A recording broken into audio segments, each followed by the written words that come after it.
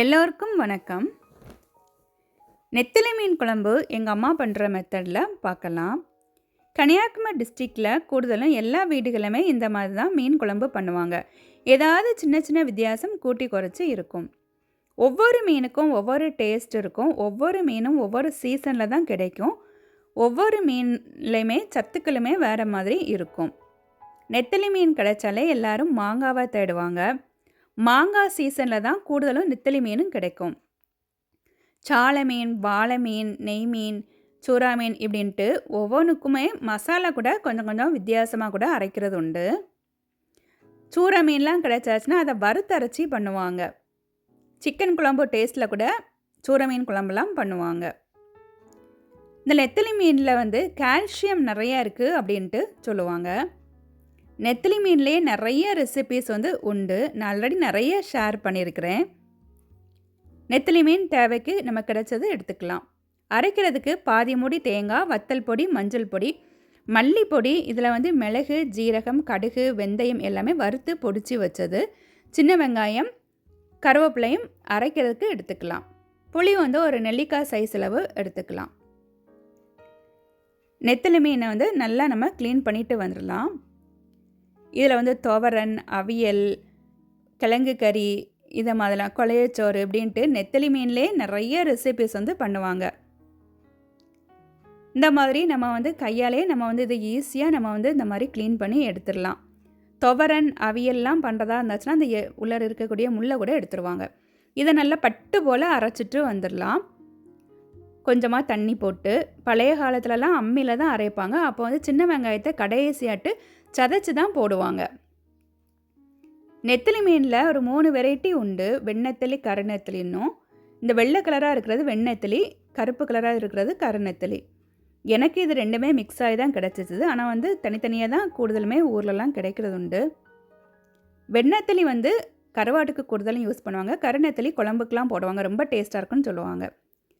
ஒரு சட்டியில் நம்ம அரைச்ச மசாலா எல்லாமே போட்டுட்டு புளியையும் நல்லா கரைச்சி விட்டுக்கலாம். தேவைக்கு எவ்வளோ தண்ணி வேணுமோ அவ்வளோமோ நம்ம விட்டுக்கலாம்.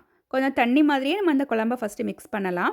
உப்பும் போட்டுட்டு நல்லா இதை மிக்ஸ் பண்ணி விடலாம். உப்பு, புளி எல்லாம் கரெக்டாக இருக்கான்னு செக் பண்ணி பார்த்துக்கலாம். நான் சின்ன பிள்ளையாக இருக்கும் போது எங்கள் அம்மா இதை மாதிரி குழம்பு கூட்டும் போது எனக்கு பக்கத்தில் நிற்கும் போது ஆசையாக இருக்கும் எனக்கும் அந்த உப்பு புளியெல்லாம் டேஸ்ட் பார்க்குறதுக்கு.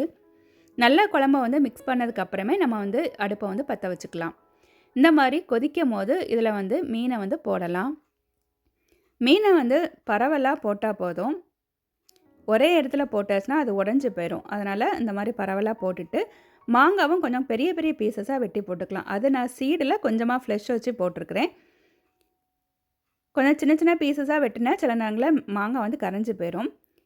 பச்சை மிளகா, கருவேப்பிலை இதெல்லாம் போட்டுக்கலாம். மாங்காய் கிடைக்காடி தக்காளி கூட போட்டுக்கலாம். தக்காளி, மாங்காய் அதெல்லாம் இல்லாமல் கூட பச்சை மிளகா, கருவேப்பிலை போட்டு கூட வைக்கலாம். பச்சை மிளகா போடாமலே சும்மா இந்த மாதிரி மசாலா அரைச்சி புளி, உப்பெல்லாம் போட்டுட்டு கருவேப்பிலை மட்டும் போட்டு கூட வைக்கலாம். இந்த மாதிரி கரண்டி வச்சு மூடி வைக்கலாம். கரண்டி வச்சு மூடி வைக்காட்டி இந்த குழம்பெல்லாம் கொதித்து வெளியே கொட்டும். இடையில நல்லா கொதிக்கும் போது இந்த மாதிரி ஒரு டீஸ்பூன் வச்சு சைடில் இருக்கிற மசாலையெல்லாம் எடுத்து விட்டுக்கலாம். ஸ்லோவாக பண்ணணும். ஏன்னா மீன் டக்குன்னு உடஞ்சி போயிடும். திரும்பவும் நல்லா அந்த மசாலையெல்லாம் எடுத்து விட்டுட்டு இந்த மாதிரி கரண்டி வச்சு திரும்பவும் இதை கொதிக்க வைக்கலாம். நல்லா கொதிச்சுட்ருக்கிறது கொஞ்சம் அடங்கி குட்டி குட்டியாட்டு கொதிக்கும் போது இந்த குழம்பு ரெடி ஆயிரும். ஆனால் அம்மாக்கள் எல்லாம் என்ன பண்ணுவாங்கன்னா இந்த மாதிரி துணி வச்சு தான் அலசி வைப்பாங்க. ஆனால் இப்போ உள்ள பிள்ளைங்களுக்கு இதை மாதிரி அவங்களுக்கு அலசும் போது சில நேரங்களில் கையில் சூடு நல்லா பொறுக்காது. அது மட்டும் இல்லை, இது ரொம்ப கேர்ஃபுல்லாக பண்ணணும். அந்த தீ கூட ஸ்டவ்வில் இருக்கிறது இந்த துணியிலலாம் பிடிச்சிரும். அம்மாக்கள்லாம் அந்த காலத்தில் நல்ல எக்ஸ்பீரியன்ஸில் அவங்கெல்லாம் ஈஸியாக செய்திருவாங்க. இந்த மாதிரி பதத்தில் குழம்பு இருக்கும். கடைசியாக இதை தாளிக்கிறதுக்கு வெந்தயம் கொஞ்சம், வத்தல், சின்ன வெங்காயம், கருவேப்பிலை. சின்ன வெங்காயத்தை ஸ்லைஸ் பண்ணி வெட்டி வச்சுக்கணும். எண்ணெய் தேங்காய் எண்ணெயும் போட்டுக்கலாம். நல்லெண்ணெய் இல்லைன்னா ரீஃபைண்ட் ஆயில் எது வேணாலும் யூஸ் பண்ணிக்கலாம். இந்த மாதிரி மூடி வச்சு நம்ம தாளிக்கலாம். ஏன்னா சைட்லலாம் அந்த எண்ணெய் கொட்டும். ஒரு டைம் இது சஞ்சய் நானும் வ்ளாக் சேனல் சிஸ்டர் இந்த டிப்ஸ் ஷேர் பண்ணியிருந்தாங்க. இந்த மாதிரி சமைக்கும் போது எனக்கு அது ரொம்ப யூஸ்ஃபுல்லாக இருக்கு அவங்க ஷேர் பண்ணது. வெங்காயம் இந்த மாதிரி நல்லா கோல்டன் ப்ரௌன் கலராட்டு பொரிஞ்சதுக்கப்புறம் இந்த குழம்புல இதை போட்டுக்கலாம். இந்த மாதிரி இந்த குழம்பும் கொஞ்சமாக அதில் விட்டாச்சுன்னா அதில் இருக்கக்கூடிய எல்லா எண்ணெயுமே இதில் நமக்கு வந்துடும். இந்த மாதிரி சமையல் வீடியோஸ் போடுறவங்க நம்ம ஏதாவது சின்ன சின்ன டிப்ஸ் சொல்லும்போது இன்ட்ரெஸ்ட்டாக இருக்கும் கேட்குறதுக்கு. இந்த பதத்தில் குழம்பு இருக்கும். அதை மாதிரி சின்ன வயசில் உள்ள ஞாபகங்கள் அதெல்லாம் சொல்லும்போது கூட நமக்கு அது கேட்குறதுக்கும் ரொம்ப அழகாட்டு இருக்கும். இந்த மாங்காய் கொட்டை எல்லாம் வந்து குழம்புல போட்டு சாப்பிட்றதுக்கு யாருக்கு நல்லா பிடிக்கும்னு சொல்லுங்கள். எனக்கு ரொம்ப பிடிக்கும். இந்த மீன் குழம்பு வந்து நம்ம மத்தியானம் சாப்பிட்டுட்டு நைட்டு வந்து சப்பாத்திக்கு வச்சு சாப்பிடும்போது கூட ரொம்ப சூப்பராக இருக்கும். அதே மாதிரி நம்ம கல் தோசையெல்லாம் போடுவோம்ல, அதுக்கு கூட இந்த இது வந்து ரொம்ப டேஸ்ட்டாக இருக்கும். நெத்திலி மீன் குழம்பு நல்ல வாசனையாட்டு இருக்கும். இதில் நெத்திலி மீன் 65 பண்ணியிருக்கிறேன். இது வந்து முட்டை வந்து வறுவல் மாதிரி, முட்டைக்கோஸ் கேபேஜ் பொரியலும் செய்திருக்கிறேன் நான். இந்த மீன் குழம்பு வந்து அடுத்த நாள் சாப்பிட்றதுக்கும் நல்ல டேஸ்ட்டாட்டு இருக்கும். நம்ம மீனெல்லாம் காலி பண்ணிவிட்டு வெறும் குழம்பு மட்டும் இருக்கும்ல, அதை ஒரு பாக்ஸில் போட்டு வச்சு கூட நம்ம அடுத்த நாள் யூஸ் பண்ணிக்கலாம். அடுத்த நாள் புட்டு, பழைய கஞ்சி, பழைய சோறு இது எல்லாத்துக்குமே போட்டு சாப்பிட ரொம்ப நல்லாயிருக்கும். இது வந்து கிழங்கு புட்டு. கிழங்கு புட்டுனா மரவள்ளி கிழங்கு, மரச்சீனி கிழங்கு புட்டு. இது கன்னியாகுமரி டிஸ்ட்ரிக்டில் ரொம்ப ஃபேமஸ் இந்த புட்டு பண்ணுறது.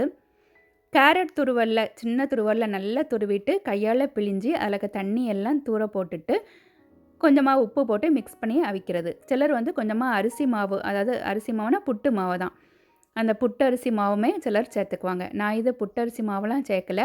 நம்ம கேரட் துருவலை நல்லா துருவி போட்டிருக்குது. இதுவும் கன்னியாகுமரி டிஸ்ட்ரிக்டில் ரொம்ப ஃபேமஸ். இதுக்கு இந்த மீன் குழம்புலாம் வச்சு சாப்பிடும்போது ரொம்ப டேஸ்ட்டாட்டு இருக்கும்.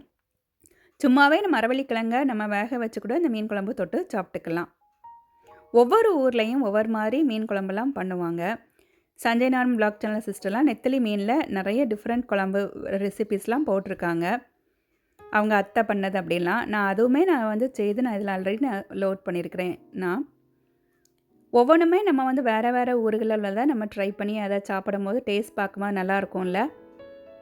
இந்த மாதிரி மீன் குழம்பும் நீங்கள் ஒரு டைம் ட்ரை பண்ணி பாருங்கள். இந்த வெந்தயம் ஸ்மெல் இதெல்லாமே சின்ன வெங்காயத்துக்கு ஸ்மெல்லாம் ரொம்ப வாசனையாக ரொம்ப டேஸ்ட்டாட்டு இருக்கும்.